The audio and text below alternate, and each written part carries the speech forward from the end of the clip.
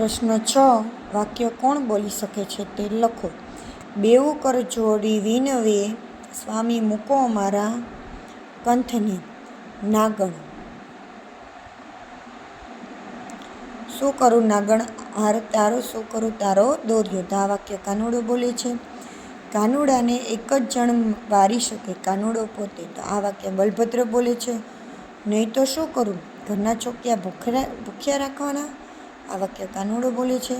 પેલા રમાના ઘરે સિક્કામાંથી માખણ ખાતા તેને રેવાબાએ પણ જોયો હતો. આ વાક્ય માતા જશોદા બોલે છે. કોઠામાં આપેલા ઉદાહરણ મુજબ વાક્ય બોલીને લખો. ગઈકાલ, હાલ, આવતીકાલ. તેમાં મેચ જોવા ગઈ હતી. તે મેચ જુએ છે અને તે કાલે મેચ જોવા જશે. તેમાં ગઈકાલ, હાલ અને આવતીકાલ.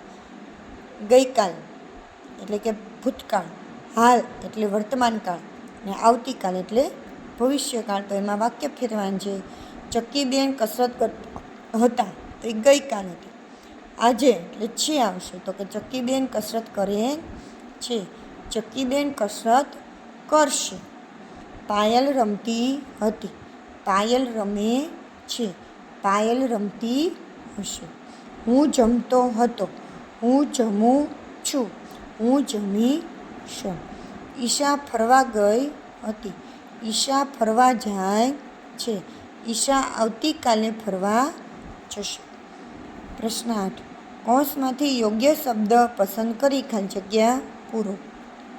કેવા, છોકરો, કેવું, છોકરી, કેવી અને છોકરા.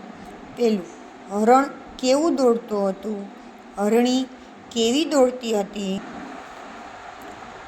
હરણા કેવા દોડતા હતા. છોકરો કેવું રમે છે, છોકરી કેવી રમે છે, છોકરા કેવા રમે છે. પ્રશ્ન 9. નીચેના પ્રશ્નોના ઉત્તરો લખો. નાગણ કૃષ્ણને કેમ પાછા મોકલવા માગતી હતી. નાગણ ઝાંખશે તો કૃષ્ણને મારી નાખશે અને બાળ હત્યાનું પાપ લાગશે. માટે નાગણ કૃષ્ણને પાછા મોકલવા માગતી હતી. નાગણે નાગને કેવી રીતે જગાડ્યો. નાગણે મૂછ મરડી અને ચરણ ચાપીને નાગને જગાડ્યો. ત્રીજા મિત્રએ કયો રસ્તો સૂચવ્યો, શા માટે. ત્રીજા મિત્રએ વચલો રસ્તો સૂચવ્યો કે કૃષ્ણ નવો દડો લાવે, કારણ કે કાલિયાનાગ પાસે જવું જીવનું જોખમ છે. ચોથો પ્રશ્ન. કૃષ્ણ હાર લેવાની શા માટે ના પાડે છે. કૃષ્ણ મથુરામાં જુઠ્ઠું રમતા નાગનું શીશ હાર્યા હોવાથી હાર લેવાની ના પાડે છે. જ્યારે ગાયો ચરતી હોય ત્યારે છોકરાઓ શું કરતા હોય, જાત જાતની વાતો કરતા, ભેગા બેસીને ઘરેથી